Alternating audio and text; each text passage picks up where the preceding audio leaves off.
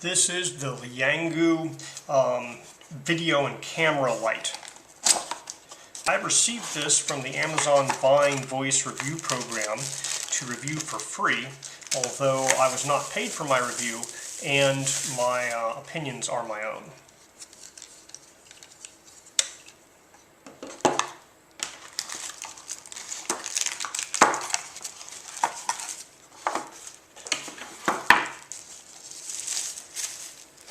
Okay, this is the main light panel itself. It comes with several accessories. So it has here a kind of cell phone clip mount that has a cold shoe slot. So I'm assuming this is to attach this to your cell phone, probably with this camera cold shoe here. So I expect you can also use this to attach it to a regular camera. It has a USB-A to C cable, presumably for charging. It has a little card, which is the warranty card, and it has a small instruction manual. So this is a red, green, blue video light, and it has a display on the back and two little toggle rocker knobs. They're not really knobs, they toggle up and down, you can push them in, and then the USB port there. And it came with this telescope tripod, which has legs that I'm assuming somehow this guy goes up to the top, or maybe I think you have to disassemble and reassemble like so. And so you can use this like so, or you could use it in a shorter configuration like so. And it also comes with a ball head. So I assume they didn't have the ball head installed because it wouldn't fit in the box. This is mostly metal construction with the exception of this plastic ring here and the plastic handle here. This bit on the bottom and the ball and things are metal. So that looks pretty nice there. Alright, let's put this guy through its paces. So the top button, when you push and hold, will turn the light on. It pops up by default in a warm white kind of color configuration, and you can move this lever up and down. So if you're holding it in the upward direction, it goes to a cool light color. It goes up, there's a display on the back that reads 9000K, and then if you push it down, it cycles back to the warm white light, and it goes down to 25K or 2500K. Now there's two levers. The bottom lever currently is controlling the brightness. So you can dim this if it's too bright. Here's down to 30%. There's like 6%. And then 0 it turns off. So that's the brightness lever. Now there's also a push button here. So if you push this button in, it changes what the top button does. So right now it's on hue, which is 216, and there's a helpful little sticker on the back here that kind of gives you an idea of what 0 through 360 hue is. But as you move this around, it goes from 0 to 360. It goes kind of here, purple is magenta is at 360, and then when it goes past 360, it'll go back to orange and yellow. So there's red,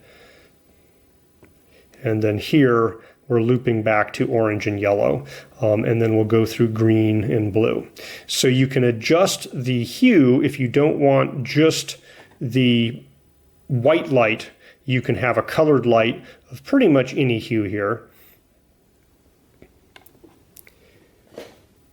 And then the next mode will do saturation. So you have a very white light, or in this case a green light, but you can desaturate it so that it gets less green. So that if you want, some light that's, some colored but not as full green as this was, you can take the saturation down very low, or you can move the saturation up a lot higher. I'm going to move this back up to 100% saturation. And then they have these modes. And the modes, in my opinion, are kind of gimmicky. So here's fireworks mode, and they have a whole list in the manual here.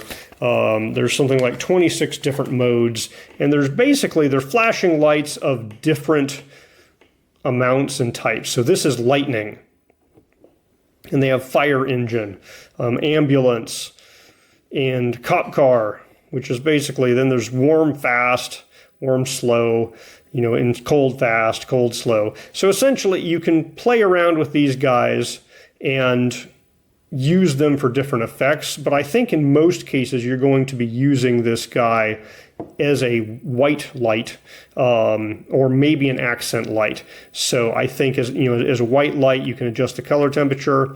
As an accent light you can adjust the hue. Now it's not super fast in cycling through these hues, so it'll take a while to get all the way around the 360 degrees on the hue wheel, but it will get where you need to be, and then if it's too bright you can lower the brightness. Now the bottom control, it has the push button effect, but it doesn't appear to do anything. So it looks like the bottom control is dedicated only to brightness. And so that brightness goes up and down there. So that's how the controls work. For mounting points, you have your 1/4-inch tripod mount vertically or horizontally. And then also on the top here, there's a removable plastic bit, which basically has another cold shoe mount. So you could conceivably mount something else on top of this, or you could put your cold shoe mount in here. And the way this mount works is it has two spinning nuts. And so to tighten it down, this is very loose. So you put it in, and this doesn't go all the way in this particular case. I don't think it's really meant to be here. But you tighten this bottom nut down to lock the shoe into the bottom, and then the top nut is used to lock something into the top here. So I think this attachment is really designed so that you can put this guy on top of a camera. So I have a camera here, and it basically just slides into the shoe attachment point. And my particular camera has a little friction fit there, so it's holding on relatively well without tightening it, but the idea is here is you would lower this thing down and then tighten that to hold it in place, and then tighten the top one to hold this guy in place. And so, here I can have a light that travels with my camera, and this is typically, preferably a white light. So I have a light that travels with the camera, typically while you're using the camera in video mode, although it could be helpful in photography, although in that case you typically want to buy a flash instead of a solid light. So that is the device and that accessory. Here I am in a closet. You can see it's pretty dark. When I turn on the light, at least for objects close up, this definitely allows you to film things. Alright, this is a view of my utility room with no lights, and then this is with the red hue light going on. Let me switch that back to normal white. And so here you can see, you're certainly able to video record things in the near field with this light providing the only light source. It also comes with the fixed tripod, the tripod head that can move it around and point it. So this tripod is, made out of plastic. It feels kind of lightweight, but it's not holding up much for this light. And it does this telescope where you telescope and flip it. And so you're getting probably 12, 14 inches of height off of that guy there. So when you take that top and screw it into the bottom, fold the legs in, you get a pretty decent height advantage there with a pretty small travel package. And the kind of the cheapest accessory is this cell phone grabber. It has a set of tripod things here, so this would be useful. For example, you could mount a cell phone on this tripod, so all these accessories can be kind of mixed and matched. The spring feels a little cheap. I mean, it would hold a cell phone in, but it's all plastic. It's pretty sturdy. I don't feel like it's going to break, but it's a plastic cell phone gripper. As long as your cell phone reaches in that range, it would hold onto it pretty well. It has kind of rubber pads on the side here and foam on the back. So when you plug it into a USB-C port to charge, it has a little battery indicator. It looks like it came shipped pretty much fully charged because this battery indicator is pretty much all the way up there.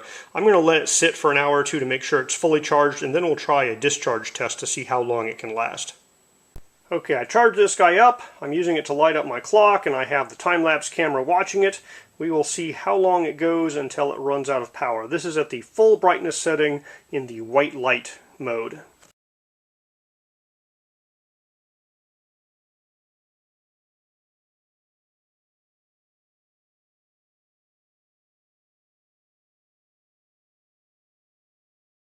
Alright, this guy ran out of juice. I will check the time lapse to see how long it lasted.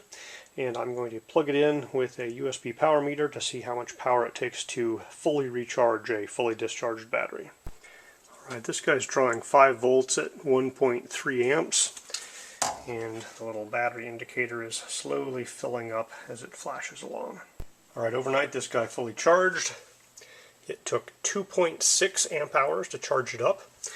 And the battery is rated capacity of 3 amp hours. This cover just snaps off if you kind of pry with a screwdriver in the center and then carefully pull all the snaps out.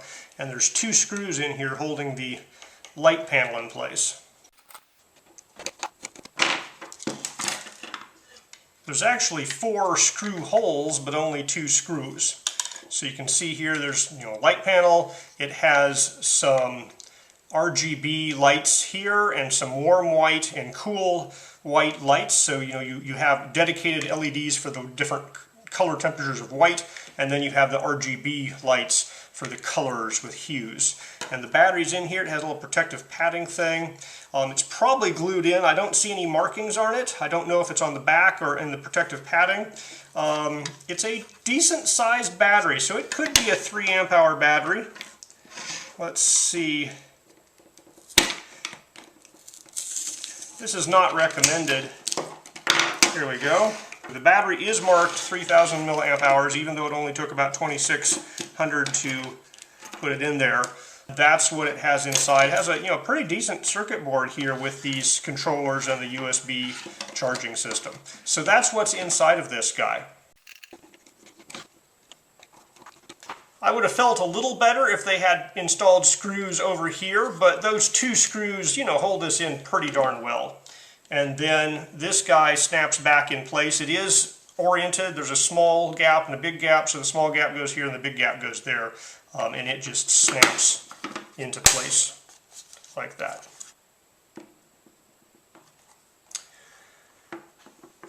All right, so all in all, this is the kind of $34 price point. It gives you different color temperatures of white light, and it gives you the option of doing hues of different colors of hues. So it has both the white and color ability here, and it is dimmable.